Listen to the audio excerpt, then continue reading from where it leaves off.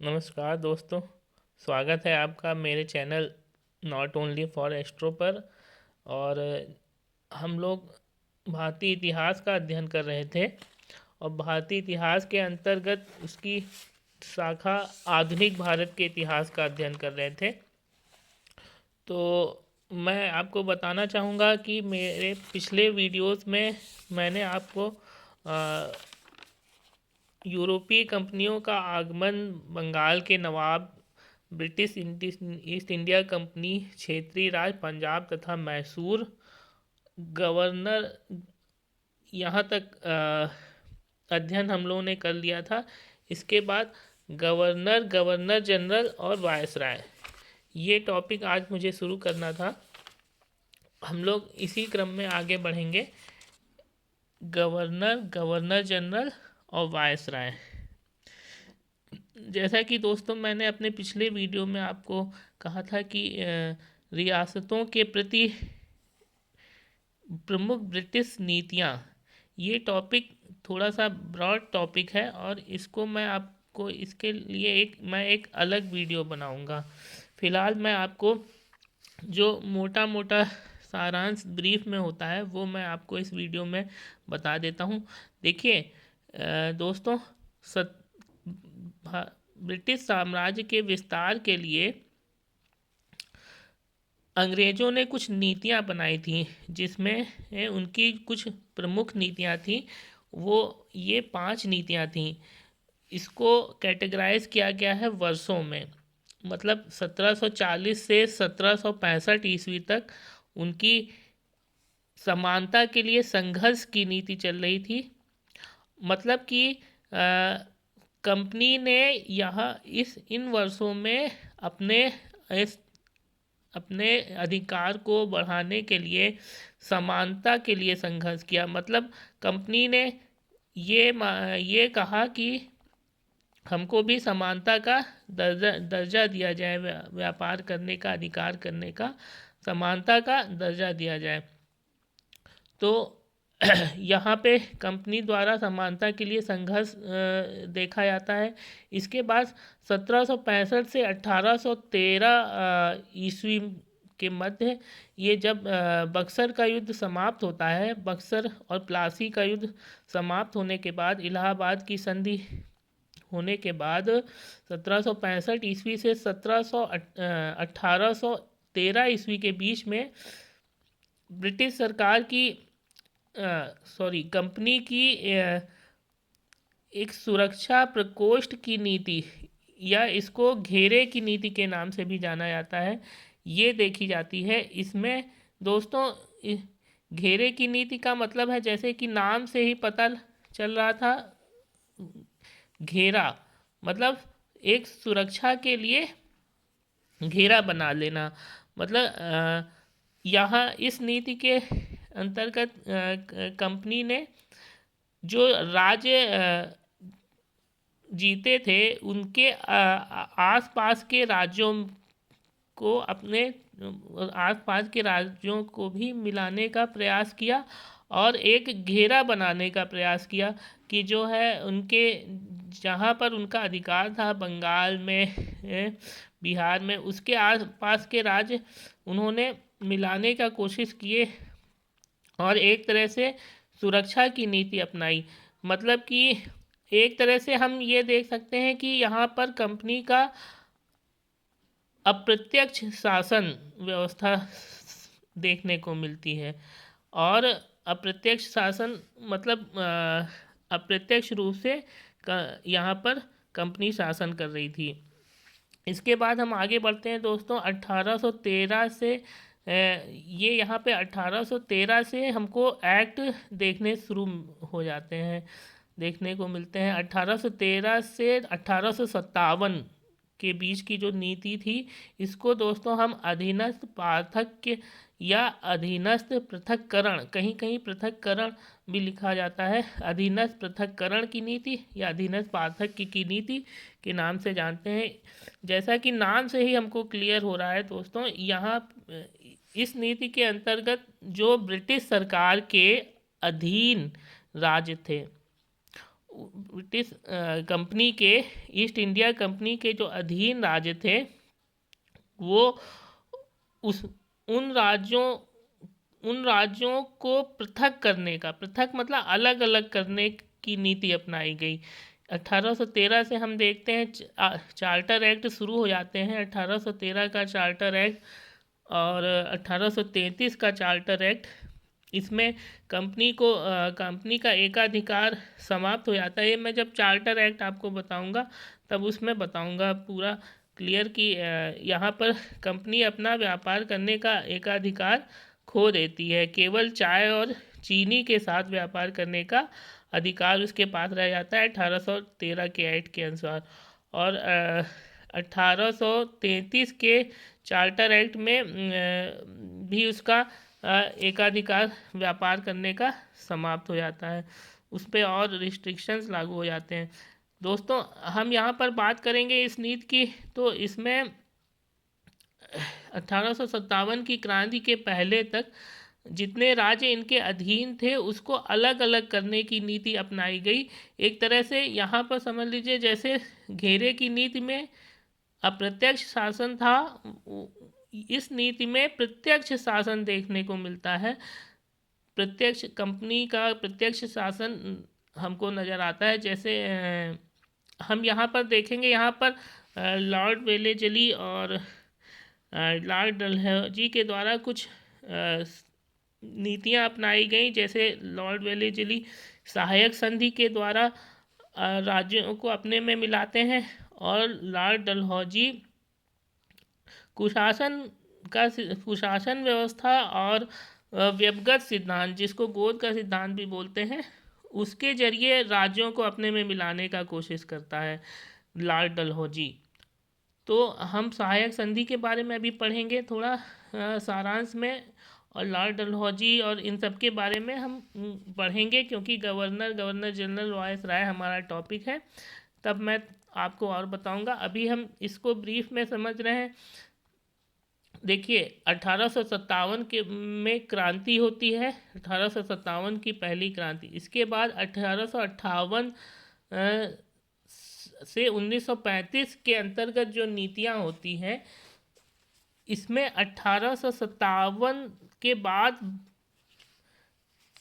East India company का शासन पूरी तरह से समाप्त हो जाता है। दोस्तों यहाँ पर 1858 का जो भारत शासन अधिनियम था, इसमें क्राउन के द्वारा सीधे भारत में शासन करने की व्यवस्था लागू हो जाती है। मतलब क्राउन मतलब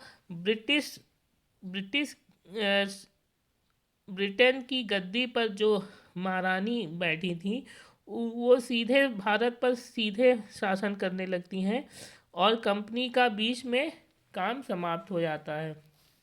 तो अब भारत को सीधे ब्रिटेन से शासित किया जाने लगता है। और यहाँ पर ये नीति देखने को मिलती है 18 अधीनस्थ संघ की नीति। अधीनस्थ संघ की नीति मतलब जो अधीन राज्य थे ब्रिटेन के, उनको संघ बनाने की नीति, उनको एकजुट करने की, जोड़ने की नीति यहाँ देखने को मिलती है। दोस्तों यहाँ पर कई शासन अधिनियम देखे जाएंगे। इसको विस्तार से समझने के लिए एक वीडियो मैं बनाऊंगा आपको। 1935 का जो हम देखते हैं, जो 1935 का भारत शासन अधिनियम है, वो आगे हमको इस नीति के आगे बराबर के संघ की नीति में देखने को मिलता है 1935 से 1947 के बीच। जो 1935 का भारत शासन अधिनियम है दोस्तों, उसी से हमारे संविधान का बहुत ज़्यादा भाग लिया गया है। तो ये क्वेश्चन कहीं कहीं पूछा जाता है कि किस अधिनियम से हमारे संविधान का भाग लिया गया है। तो 1935 के शासन अधिनियम से। 1935 से 1947 के बीच जो नीति है दोस्तों, ये बराबर के संघ की नीति है। यहाँ पर जो दल बनाए जाते हैं उनको बराबर का दर्जा देने की कोशिश करती है ब्रिटेन सरकार। भारतीय राष्ट्रीय कांग्रेस, मुस्लिम लीग, तो ये सब हमको यहाँ पर दल देखने को मिलेंगे। इनके साथ इनको बराबर का दर्जा देने के लिए ब्रिटेन सरकार कोशिश करती है और 1947 में जैसा कि हमको विदित है कि भारत स्वतंत्र हो जाता है। तो ये नीतियों के बारे में हम आगे भी चर्चा करेंगे। अब हम देखते हैं गवर्नर, गवर्नर जनरल, वायसराय। इसमें देखिए दोस्तों, पहले भारत में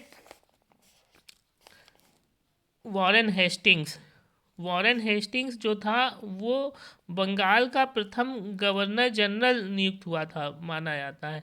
तो दोस्तों मैं बताना चाहूँगा आपको यहाँ कि सबसे पहले बंगाल में गवर्नर होते थे। तो 1773 का जो रेगुलेटिंग एक्ट आया तो उसमें बंगाल के गवर्नर को बंगाल का गवर्नर जनरल माना जाने लगा। तो उस एक्ट से ही वॉरेन हेस्टिंग बंगाल के अंतिम गवर्नर माने जाते हैं और गवर्नर जनरल की बात करें तो बंगाल के प्रथम गवर्नर जनरल माने जाते हैं। ठीक है, इन्होंने क्या किया, इनका मेन काम था बंगाल में द्वैध शासन की समाप्ति।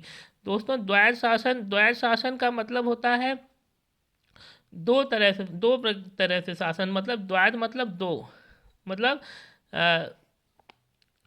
यहाँ पर नीतियाँ जो बनाती थी वो ब्रिटेन सरकार बनाती थी, लेकिन उत्तरदायित्व जो होता था वो नवाबों का होता था। तो मतलब जो नियुक्ति और नीति बनाने संबंधी जो नीति का निर्माण होता था वो ब्रिटेन सरकार द्वारा होता था, कंपनी द्वारा होता था। लेकिन जो उत्तरदायित्व मतलब जिम्मेदारी तय की जाती थी तो वो नवाबों पर डाल दी जाती थी। यही थी द्वैध शासन व्यवस्था।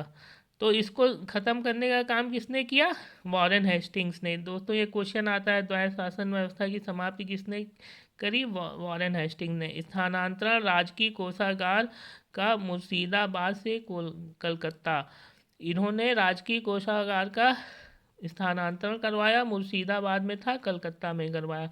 इसके बाद इन्होंने एक विचार प्रस्तुत किया कि समस्त भूमि जो होगी वो शासक की होगी, जो वहाँ का शासक होगा उसकी समस्त भूमि होगी।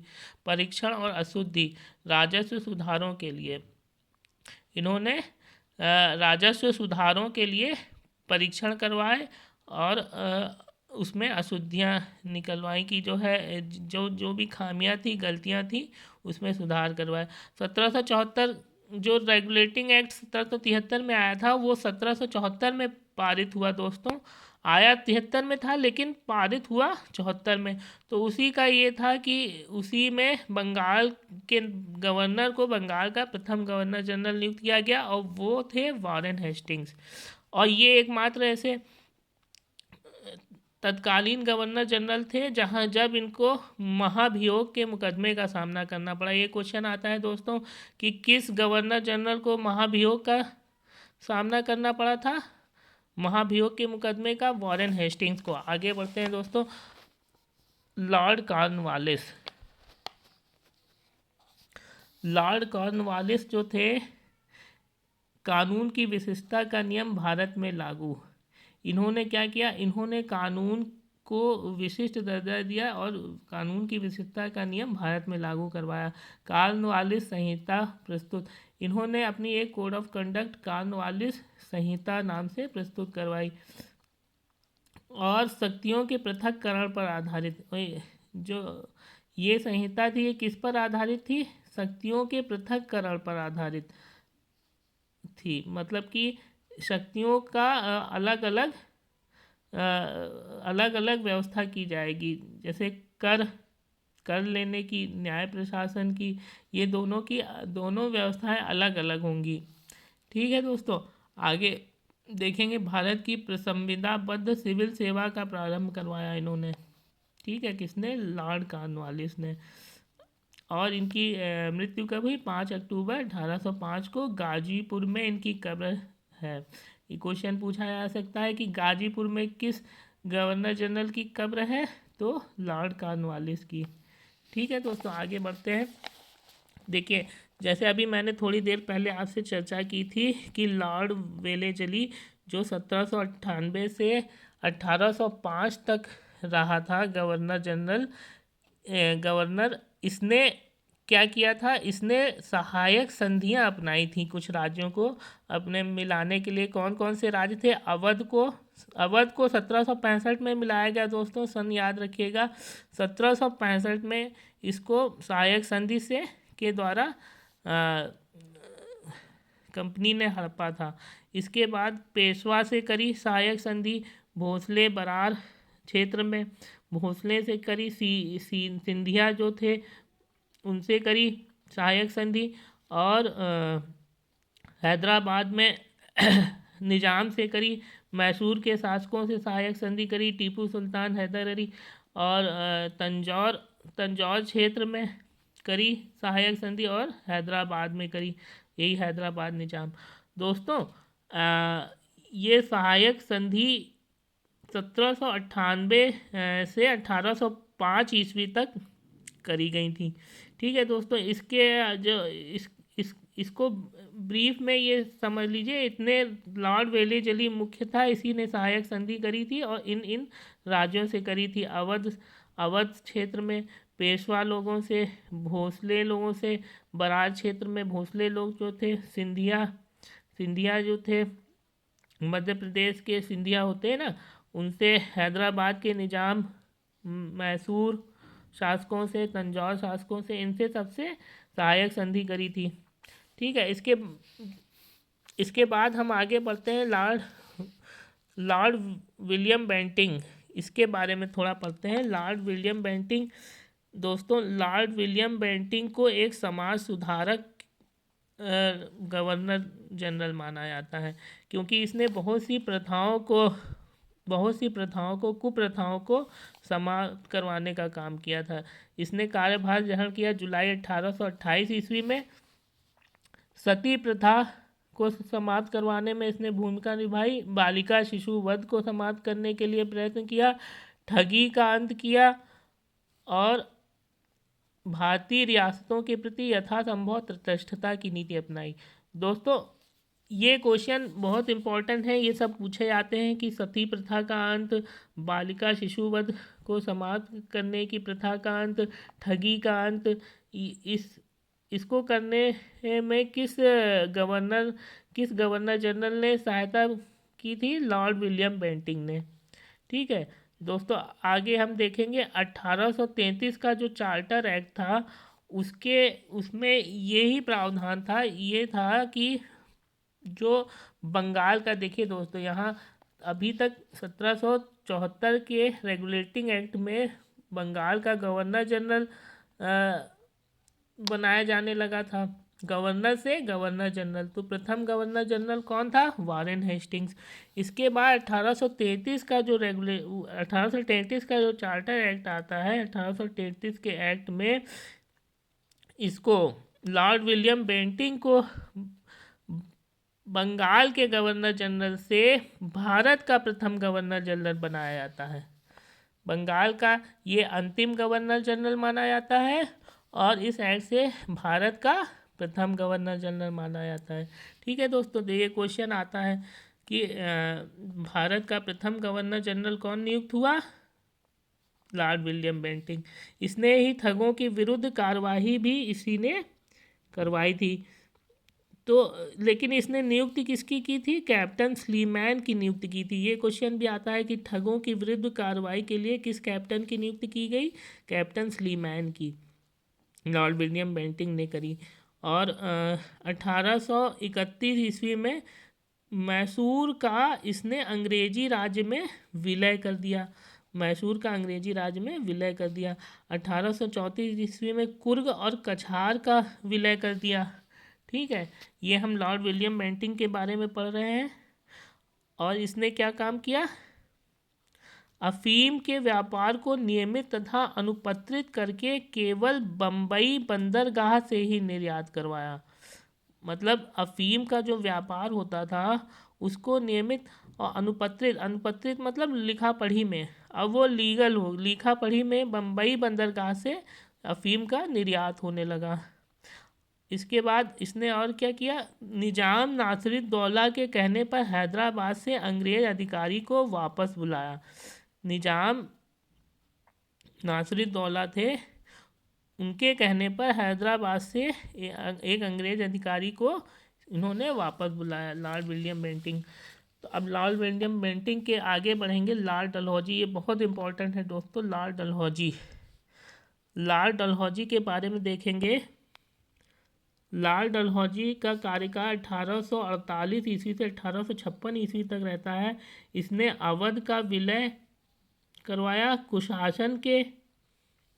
कुशासन का आरोप लगा के, वाजिद अली शाह थे उस समय अवध के नवाब, उन पर कुशासन का आरोप लगा के लॉर्ड डलहौजी ने विलय करवाया। भारतीय रेल निर्माण की दिशा में प्रथम प्रयास किया। लॉर्ड, दोस्तों बहुत इंपॉर्टेंट क्वेश्चन है ये कहा जाता है कि भारत में प्रथम रेलवे लाइन 1853 से बम्बई से थाने के बीच जो चली थी, उसमें उस समय कौन था? लॉर्ड डलहौजी था गवर्नर। ठीक है दोस्तों, आगे बढ़ेंगे। एक अलग सार्वजनिक निर्माण विभाग की स्थापना की, जो PWD जो हम कहते हैं, उसकी स्थापना की। व्यवगत सिद्धांत के तहत विलय, और इसका बहुत इम्पोर्टेंट एक सिद्धांत था दोस्तों, जिसके तहत इसने सबको, इन राज्यों को अपने उसमें मिलाया था। ये कौन सा था? व्यवगत सिद्धांत। इसमें ये क्वेश्चन आता है दोस्तों कि पहला राज्य कौन था व्यवगत सिद्धांत? सतारा 1848 में पहला राज्य था जो व्यवगत सिद्धांत के तहत ब्रिटिश सरकार में मिलाया गया। इसके बाद जैतपुर और संभलपुर 1849 में। सतारा जरूर याद रखिएगा दोस्तों, वो बहुत इंपॉर्टेंट क्वेश्चन बनता है। पहला राज्य कौन था? 1848 में सतारा को लॉर्ड डलहौजी ने व्यवगत या गोद का सिद्धांत के जरिए इसको मिलाया। ये सिद्धांत ये था दोस्तों, जैसे किसी यहाँ के राज्यों के जैसे संतान नहीं होती थी, तो वो दत्तक पुत्र को गोद ले लेते थे, तो उसको ये कंपनी, ईस्ट इंडिया कंपनी नहीं मानती थी। सरकार, अंग्रेज, ब्रिटिश नहीं मानते थे कि जो है ये इसको गोद लिया गया है, तो इसको व्यवगत सिद्धांत बोलते थे और अपने में उनको मिला लेते थे, ऐसे राज्यों को जहाँ पुत्रों को गोद लिया जाता था। ऐसे ही बघाट को 1850 ईस्वी में, जैतपुर संभलपुर को 1849 ईस्वी में, उदयपुर को 1852 ईस्वी में, झांसी को 1853 ईस्वी में। जैसे कि हम लोग जानते हैं झांसी की रानी, इन्होंने भी एक दत्तक पुत्र को गोद लिया था, और इनको भी व्यवगत सिद्धांत के तहत इनके राज्य को मिला लिया गया था। नागपुर को 1854 में, दोस्तों याद रखिएगा, करौली को व्यवगत प्रस्ताव के जरिए मिलाने का प्रयास किया गया, लेकिन कोर्ट ऑफ डायरेक्टर्स द्वारा इसको अस्वीकृत कर दिया गया। तो ये क्वेश्चन आ सकता है, कौन सा राज्य था जिसको व्यवगत सिद्धांत के तहत विलय नहीं कर पाए थे? कोर्ट ऑफ डायरेक्टर्स ने अस्वीकृत कर दिया था करौली को। भारत में विद्युत तार का प्रारंभ करता, विद्युत तार जो टेलीग्राफ बोलते हैं दोस्तों, टेलीग्राफ, पहले जैसे अभी टेलीफोन चलता है, हम लोग मोबाइल फ़ोन बात करते हैं, ऐसे पहले टेलीग्राफ होता था। तो इसकी शुरुआत इसने करे लॉर्ड डलहौजी ने 1852 में। 1852 में इसने एक विद्युत तार विभाग की स्थापना करी और इसका अध्यक्ष ओ सैग्नेसी को बनाया। ओ सैग्नेसी को, दोस्तों ये क्वेश्चन आता है कि विद्युत तार विभाग की शुरुआत किसके काल में हुई थी? लॉर्ड डलहौजी के। और अध्यक्ष कौन था इस विभाग का? ओ सैग्नेसी। 1857 के विद्रोही का मृत्यु पूर्व कथन, दोस्तों एक विद्रोही 1857 का था, उसने ये कथन दिया था कि इसी तार ने हमारा गला घोंट दिया। मतलब 1857 का जो क्रांति हुई थी दोस्तों, उसमें टेलीग्राफ, ये विद्युत तार के जरिए सूचना दे दी जाती थी कि जो है ये पर्सन यहाँ है और ये यहाँ क्रांति कर रहे हैं, यहाँ क्रांति, मतलब गोपनीयता भंग हो गई थी, सूचना पहुंच जाती थी अंग्रेज अधिकारियों तक, तो उनके विद्रोह को दबा दिया जाता था। तभी एक विद्रोही ने यह कथन दिया था कि इस तार ने हमारा गला घोंट दिया। अवध का विलय। अवध का विलय दोस्तों, अवध का विलय यही लाल डलहौजी के समय में हुआ था। 1854 में क्या हुआ, स्लीमैन के स्थान पर जेम्स आउट्रम को अवध का ब्रिटिश रेजिडेंट नियुक्त किया गया। पहले स्लीमैन था ना यहाँ पे, जिसने ये ठगी के विरुद्ध कार्रवाई की थी, कैप्टन स्लीमैन की नियुक्ति, यही स्लीमैन यहाँ पर हटा दिया जाता है और जेम्स आउट्रम को अवध का ब्रिटिश रेजिडेंट नियुक्त किया जाता है। आउट्रम क्या करता है, अपनी रिपोर्ट के आधार पर,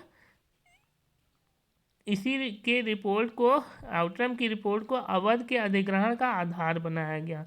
मतलब अवध को मिलाने के लिए जेम्स आउट्रम ने रिपोर्ट प्रस्तुत करी थी और 13 फरवरी 1856 को अवध का विलय कर दिया गया ब्रिटिश सरकार में।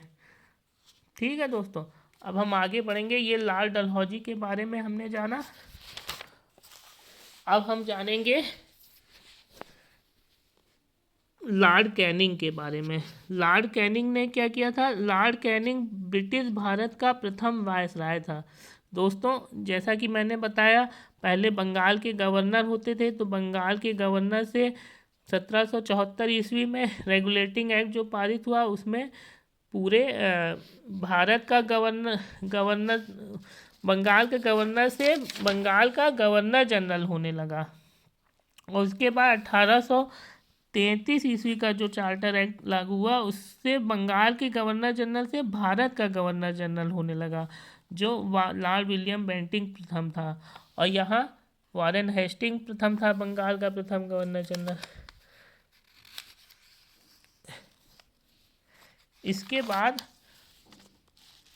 ये जो लॉर्ड कैनिंग होता है, ये ब्रिटिश भारत का प्रथम वायसराय नियुक्त होता है। ये गवर्नर जनरल से इसको वायसराय बनाया जाता है। मतलब अगर ब्रिटिश भारत का अंतिम गवर्नर जनरल पूछे तो लॉर्ड कैनिंग, और ब्रिटिश भारत का प्रथम वायसराय क्वेश्चन आता है तो लॉर्ड कैनिंग। ठीक है, गवर्नर जनरल से वायसराय अब नाम हो गया। 1856 में इसने क्या किया था, विधवा पुनर्विवाह अधिनियम पारित किया था। 1 नवंबर 1858 को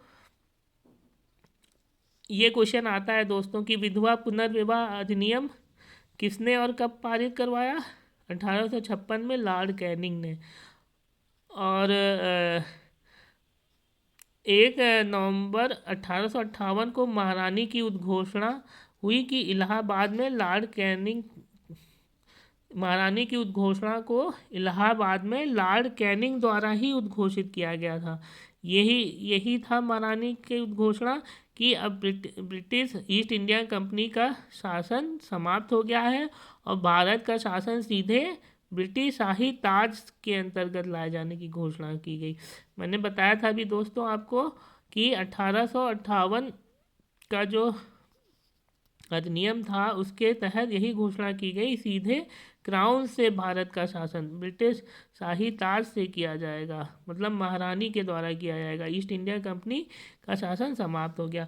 अब आगे पढ़ेंगे दोस्तों, यही लॉर्ड कैनिंग के समय में ही हुआ था, 1 नवंबर 1858 को। अब हम आगे बढ़ेंगे लॉर्ड एलन बरो। लॉर्ड एलन बरो का कार्यकाल 1842 से 1844, ये इसके पहले होता है। ये यहाँ हम मेन पढ़ रहे हैं दोस्तों। लॉर्ड एलन बरो ने क्या किया था, ये क्वेश्चन आता है, दास प्रथा का उन्मूलन करवाया था 1843 ईस्वी में। दास प्रथा का उन्मूलन करवाया था 1843 ईस्वी में। सिंध का ये क्वेश्चन आता है दोस्तों, इम्पोर्टेंट है। दास प्रथा का उन्मूलन किसने करवाया, लॉर्ड एलन बरो ने। सिंध का पूर्ण रूप से ब्रिटिश साम्राज्य में विलय किसने किया, लॉर्ड एलन बरो ने 1843 में। दोनों 1843 में दोस्तों, ये दोनों काम इसके याद रखिएगा। इसके बाद लॉर्ड मेयो भी इम्पोर्टेंट है। 1869 से 1872 इसका कार्यकाल है। इसके समय में प्रथम जनगणना करी गई है दोस्तों, वो इम्पोर्टेंट क्वेश्चन है। प्रथम जनगणना लॉर्ड मेयो के समय में। अंडमान निकोबार में इसकी हत्या कर दी गई। तो ये दोस्तों क्वेश्चन इंपॉर्टेंट है कि ये प्रथम वायसराय था जिसकी कार्यकाल के दौरान हत्या हुई। और किसने करी थी हत्या? शेर अली अफरीदी ने हत्या करी थी, शेर अली अफरीदी ने करी थी। तो दोस्तों ये याद रखिएगा, प्रथम जनगणना और कार्यकाल के दौरान हत्या किसकी हुई? लॉर्ड मेयो की। प्रथम जनगणना इसने करवाई 1872 में। हत्या करी शेर अली अफरीदी ने, कहा अंडमान निकोबार में। अब परीक्षोपयोगी दृष्टि से कौन से पॉइंट हैं दोस्तों, ये याद रखिएगा। आधुनिक भारत में स्थानीय शासन का जनक किसको माना जाता है? लॉर्ड रिपन को। स्थानीय शासन का जनक लॉर्ड रिपन को। स्थानीय शासन का जनक लॉर्ड रिपन।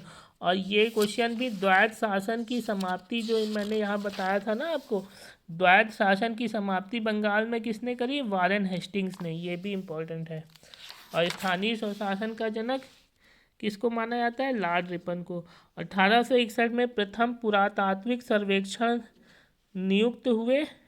1861 में कौन नियुक्त हुआ था? प्रथम पुरातात्विक सर्वेक्षक कौन नियुक्त हुए थे? Alexander Cunningham. ये दोस्तों क्वेश्चन आता है, प्रथम पुरातात्विक सर्वेक्षक कौन थे 1861 में? Alexander Cunningham. इसके बाद वो लोग आए दयाराम साहनी, उन्होंने जो पुरातत्व में काम किया था 1915 में दयाराम साहनी। करजन के प्रशासन की तुलना औरंगजेब से किसने करी? गोपाल कृष्ण गोखले ने। दोस्तों करजन, जो लॉर्ड करजन था जिसने 1905 में बंगाल का विभाजन करवाया था, बहुत इम्पोर्टेंट, वो उसको औरंगजेब किसने बोला था? गोपाल कृष्ण गोखले ने। भारत की उसके प्रशासन की तुलना औरंगजेब से करी थी। ये महात्मा गांधी के राजनीतिक गुरु थे गोपाल कृष्ण गोखले। भारत की राजधानी कलकत्ता से दिल्ली स्थानांतरण कब हुआ? वायसराय लॉर्ड हार्डिंग के समय में। दोस्तों ये याद रखिएगा, लॉर्ड हार्डिंग के समय में कलकत्ता से दिल्ली स्थानांतरित हुई थी 1911 में। 1911 का जब दिल्ली दरबार लगता है तो कलकत्ता से दिल्ली स्थानांतरित होती है। 3 दिल्ली दरबार हुए थे दोस्तों, इसके बारे में भी मैं बताऊंगा। एक 1903 में दूसरा हुआ था और उसके पहले हुआ था एक। दोस्तों ये देखेंगे 1871 ईस्वी में पुरातत्व सर्वेक्षण विभाग बनाया गया। किसके समय में? मेयो के समय में। ये जो लॉर्ड मेयो था जिसने प्रथम जनगणना कराई थी, इसी ने 1871 में पुरातत्व सर्वेक्षण विभाग बनाया था। तृतीय दिल्ली दरबार का आयोजन कब किया गया? बंगाल का विभाजन, इसका तृतीय दिल्ली दरबार का आयोजन किया गया था 1911 में, लेकिन इसका परिणाम क्या था कि बंगाल विभाजन को रद्द कर दिया गया। बंगाल विभाजन कब किया गया था? 1905 में लॉर्ड कर्जन के समय में, लॉर्ड कर्जन ने किया था। और 1903 में द्वितीय दिल्ली दरबार का आयोजन लॉर्ड कर्जन के समय में ही हुआ था। तृतीय दिल्ली दरबार का आयोजन वायसराय लॉर्ड हार्डिंग के समय में हुआ 1911 में। ठीक है दोस्तों, तो ये याद रखिएगा। इसके बाद अर्गिल के सुझाव पर स्थापित विभाग कौन था? अर्गिल के सुझाव पर स्थापित विभाग था पुरातत्व विभाग। ये अर्गिल अंग्रेज अधिकारी था, इसके सुझाव पर पुरातत्व विभाग की स्थापना हुई। देखिए दोस्तों, ये कुछ गतिविधियां हैं, कुछ सिद्धांत हैं, गतिविधि इम्पोर्टेंट। चूक का सिद्धांत और हड़प नीति किसने दी? डलहौजी ने।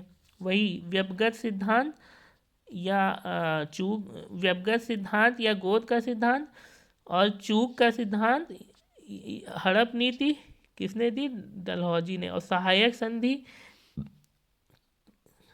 संधि लॉर्ड वेलेजली। याद रखिएगा दोस्तों, सहायक संधि लॉर्ड वेलेजली। और गोद का सिद्धांत, व्यपगत सिद्धांत, चूक का सिद्धांत, हड़प नीति कुशासन के आधार पर लॉर्ड डलहौजी ने करी। बंगाल का विभाजन लॉर्ड कर्जन। बंगाल में दोहरा शासन किसने चलाया था? रॉबर्ट क्लाइव ने, जिसको इसने ख़त्म किया था, वारेन हेस्टिंग्स ने ख़त्म किया था। ठीक है दोस्तों, याद रखिएगा। और सामाजिक सुधार किसने करवाया, बताया था लॉर्ड विलियम बेंटिंक ने सामाजिक सुधार करवाया। ठीक है दोस्तों, अब हम यहाँ पर देखिए स्थायी बंदोबस्त भू राजस्व व्यवस्था, ये हम आपको अगले वीडियो में बताएंगे। ये वीडियो थोड़ा लंबा हो गया है दोस्तों, क्षमा चाहूँगा। तो अगले वीडियो के लिए तब तक मैं अपनी वाणी को विराम देता हूँ। धन्यवाद दोस्तों, नमस्कार।